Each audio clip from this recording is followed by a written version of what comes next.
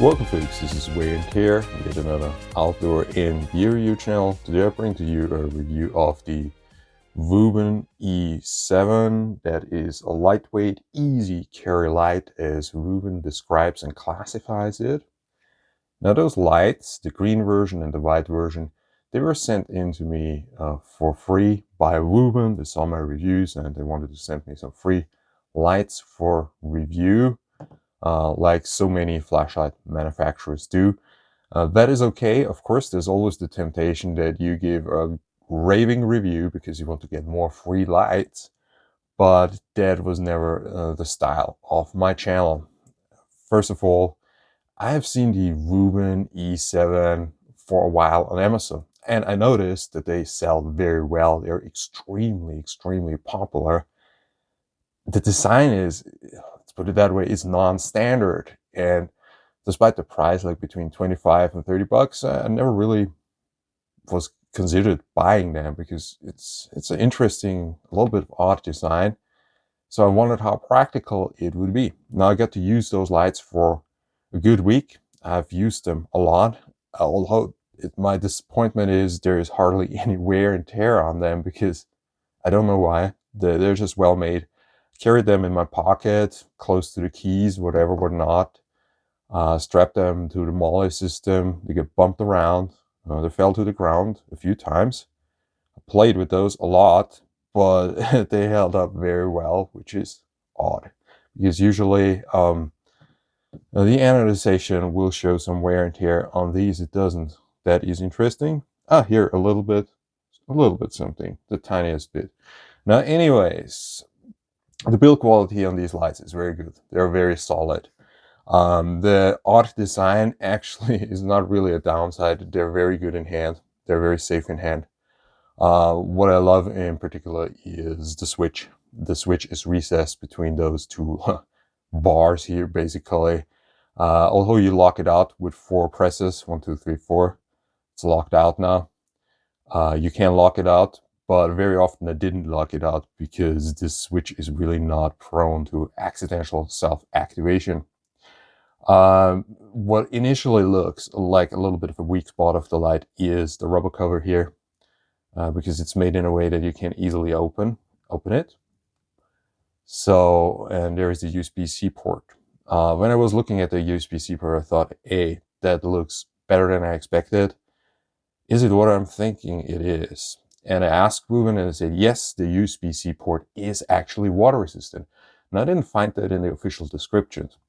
So I did my testing. I removed the cover, left the cover open, and submerged the light. And one with the closed rubber cover and one with the open rubber cover. It's interesting. So we're coming to a water resistance now, which is super important for me. Now both lights were submerged, one with the open cover, one with the closed cover. And I'm telling you, the cover doesn't make a whole lot of difference because this cover is literally just a dust cover. Water will enter, although in the tiniest amount. Doesn't matter because the USB-C port here is actually water protected. I had almost 0 issues. And with almost 0 issues, there is no lasting damage to the light when it's submerged with an open port. However, what will happen is that after it is submerged, it will develop something like an accidental self-activation. The reason for that is that obviously these lights are designed, you can also plug in a sensor. And the sensor, gesture sensor, this is an optional addition, triggers the flashlight. So there is some control component to that USB-C port. It's not purely charging USB-C port. So if there is any humidity inside or a water drop, it can lead to the flashlight turning on. That is very important to know because you need to dry that very well after it was submerged in water. Otherwise, the light can come on its own. One time one of those lights came on in blinking mode and the other one in permanent mode. So, and both lights came on, the one with the rubber cover open and the one with the rubber cover closed, because the rubber cover, again, is not a good water protection. It's just really a dust cover. So there is no damage on the light, but after you submerge it, you need to dry the USB-C port very well. So leave the cap open, blow it out, either with just blow in there or use a blow dryer of whatever, but just at least leave it open and be aware it can turn on its own. That is a quirk. Okay, it comes with the design. Now the other quirk that I found, like this one doesn't even have a battery inside, right? No battery. Oh yeah, it's magnetic. This one doesn't have a battery inside, but no battery, no problem, right? Let's say you're on a hike, the battery died. Maybe it died permanently because it's destroyed, or you just run out of juice. But you have a power bank, and then you have a USB-C cable, like in this case, a USB-C to USB-C.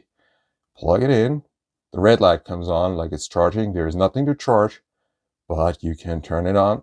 You can actually go through the modes. This is high mode, and I can even activate a kind of turbo, which is not a real turbo mode. It's kind of reduced. It's a little bit higher than high mode. So the light will permanently run with a very, very good multiple hundred lumens output just running off a power bank. I guess it depends on the outlet that you use. You can get a little bit more, a little bit less light, depending on the current that goes through those cables, and they're very different at times. Now, is that something that the manufacturer suggests? No, I didn't find an explicit warning in the description either. So, well, it's definitely something I would say that you can do if you have to, if you really run out of juice, batteries, whatever. Speaking of batteries, of course, the Wuben E7 can also be powered with 18650 if you order this adapter. Now, this adapter is not very awesome. It doesn't line up completely. It just doesn't look very good. It's a little bit awkward. This is clearly designed with these batteries in mind, 18350 and not 18650. But it's nice to have an option to also run it with an 18650. So you have this as an optional accessory. You have a gesture sensor as an optional accessory, and you also have a head strap headband. So you can actually use it as a headlamp. So very versatile light. So it has those two interesting, not quite documented features. So you can run it off a cable for time indefinite. I've ran it for multiple hours. And the USB-C port is actually water protected. That is quite cool. Now, weak sides, definite weak side is in the user interface. This is a very simple user interface, which is typically a plus, in my book at least. However, in this case, the problem is that you have no direct mode to low, and no shortcut to low mode. Let me turn it on, 1, 2, 3, 4. So now this is the 5 lumen low mode. And if it's on mode memory, it's fine. But let's switch the light to, let's say this is the medium mode, about 150 lumens. And this one is on mode memory. But let's say typically with clever user interfaces, a long press brings you into low mode. In this case, not. So there is no direct to low mode, which is not very cool for outdoor flashlights. Yeah, I would prefer it otherwise. On the other hand, a double click always brings you to a very bright turbo mode. It's claimed it's 1800 lumens, and according to measurements that I found online, it's probably more like 1500 lumens, and of course only for a little while. Now, Wuben is actually giving pretty good stats here, because it gives the description that the turbo mode actually is only held for 1 minute. And then it drops down to 800 lumens, which is also just held for 1 minute. And then it drops down to 400 lumens, which can be held for a further 1.2 hours. It doesn't seem to be temperature regulated. Did measurements, those lights don't get extremely hot. I mean, on 1800 lumens, it really gets hot to the touch, but they don't overheat. You can just turn them on and forget about them. By the way, If you run it from a USB-C cable, it gets warm, but it doesn't get overly hot. I don't think there's any damage happening to the electronics because you permanently run it. I also looked at it with my thermal imaging system. It gets way hotter just running from the battery on turbo and high modes. So we have those modes. Let's go. Now we're in the 150 lumen mode, and then we have a 400 lumen mode for 1.3 hours. And then, yeah, after that, it cycles back to the 5 lumens low mode. And double click always brings you to turbo. And from off, triple click always brings you to a strobe. Another triple click, another triple click brings you to blinky mode. Sadly, this blinky mode, which is actually useful for cycling, imagine you have a Molly backpack, you put that on the back and you're clearly visible in traffic. Yeah, it's not on a mode memory or something like that. So you always have to triple click and another triple click. So the user interface on the Wuben E7 is not perfect, but it's definitely workable. As for the outdoor performance, the real life performance in the outdoors, the brightness or the light pattern, as you can see yourself in the beam spots, we have a great compromise between a floodlight that also offers a little bit of throw, actually good distance, certainly enough distance. If you have a brisk walk, you see enough on the ground in front of you. The way I prefer to carry this flashlight is just put it on the front of my jacket or whatever. I don't plan to use it as a headlamp ever. I have different headlamps for that, but I like the versatility of these little angle lights. The magnets are very strong, so as a work light, it definitely performed well as a work light for me, really well, because the magnet is absolutely practical. So if you just walk in the dark, the 150 lumen mode, as you can see in the outdoor beam shots, is probably sufficient.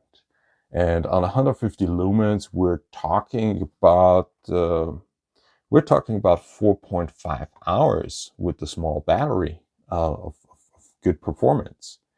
Now, 400 lumens is already really discernible brighter, and you still have about 1.3 hours of runtime. So that is not bad. The 1800 lumens turbo mode is impressive, although it doesn't quite reach 1800 lumens and drops down very fast to about 1500 lumens after 30 seconds. Well, this mode is impressive, and you can really shine a light on something that you want to observe right in that moment. So for a brief little while, for a few seconds, you have a whole lot of light. That is really impressive. I like the beam pattern. The color rendition is not a high CRI, but it's decent enough. You see good details, so it's very nice. So the Wuben E7 is basically at this point almost like a classic now, because it has sold so many so many units.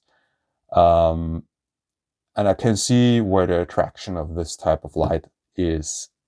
It's really nicer than I expected it. It's nicer in terms of handling, in terms of operation. Here, let me show you a competitor, the OLED, this little OLED thing. Now, the OLED thing is not exactly comparable. You have a red light, you have a spotlight and a floodlight in a warmer color. So this thing does a lot more, of course, than the Wuben, but it's much more expensive, about 40% more expensive. It doesn't have a battery that you can exchange. And it already starts acting up. Sometimes it gets stuck at red mode. Not right now. It seems a little bit unreliable to me, but it fulfills a similar purpose as a light. It's similar size and whatnot. Honestly, I would go with the Wuben over the OLED, but I've made that experience with OLED before. So, anyways, that's a little bit of a different topic.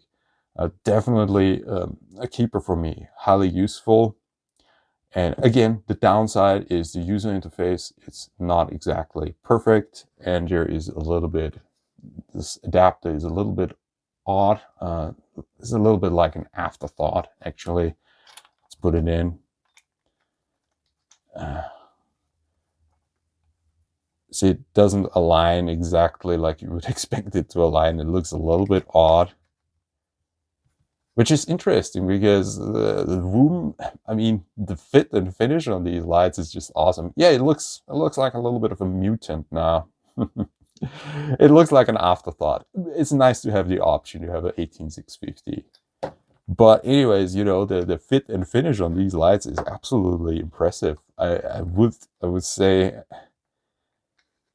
yeah, it gives some competitors a run for the money. I cannot even imagine how much machining time and tools are involved in manufacturing this light. It's really beautiful, cyberpunk design. Definitely a nice light. Again, downside in terms of user interface for sure, and it definitely is a little bit lacking in some of the high-end aspects. Like I don't see an active thermal regulation, whatnot. But I would say it's a great budget light, and I'm happy to have received it. It's an actually useful flashlight. So this was my practical review take on the Wuben E7.